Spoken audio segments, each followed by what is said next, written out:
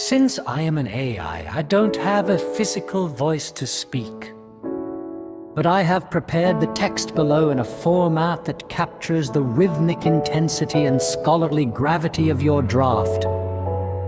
If you have a text-to-speech tool enabled on your device, often found in your browser's accessibility settings, or by selecting the text and choosing Speak, you can use it to hear the rhythm of these words aloud. Straight lines through the dream, the Daemon hypogram, and the inverted divine in W.B. Yeats's The Gift of Harun al-Rashid. W.B. Yeats's The Gift of Harun al-Rashid. First published in Itala, stands among the most enigmatic and least discussed of his late narrative poems, framed as a secret letter from the fictional scholar Kusta ben Luca to his friend Abd al-Rahman. It recounts how the great caliph presented the aging poet with a young bride whose sleep-talking voice delivers truths without father, self-born, high-born, solitary revelations that become the mathematical and symbolic system of a vision.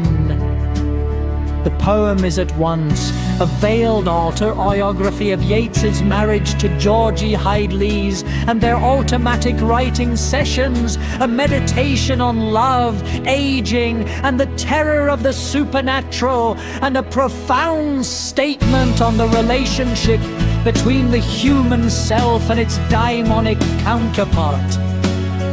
Until recently, the poem's deepest textual architecture has remained largely unexamined. The discovery of a precise hypergram spelling beingans and a framing line initial acrostic spelling onstiem in the central visionary passage transforms our reading. These are not gatrative flourishes or coincidental intersequences. They are deliberate, self-referential structures that enact the poem's central dialectic, the terrifying surface appearance of supernatural intrusion. Demons versus the deeper esoteric reality of the daemon. Yeats's anti-self, the inverted divine. The straight lines that cut through the wandering vegetative dream are simultaneously the poem's thematic engine and its hidden textual signature. This essay argues that The Gift of Harun al-Rashid is Yeats's most sophisticated occult autobiography, and that the hypergram and acrostic constitute a cryptographic key to its meaning. They reveal how Yeats encoded the tension between Western fear of the daimonic and his own golden dawn-derived understanding of the daemon as the necessary, complementary face of the divine. The structures are not marginal. They are the poem's way of performing its own revelation. The poem is masked autobiography. The framing device is elaborate.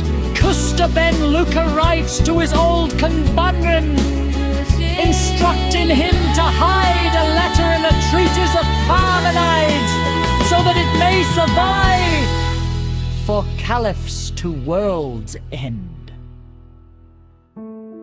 The choice of Parmenides is significant.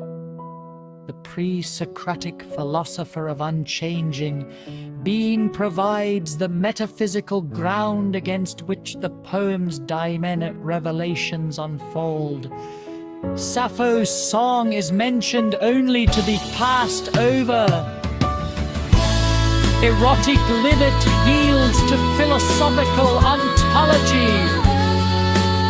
The narrative then recounts how Harun al-Rashid, in a moment of magnanimity after the execution of his vizier Jafar, fixed Kusta, young bride, has watched the scholar's daily passage and fallen in love with both the man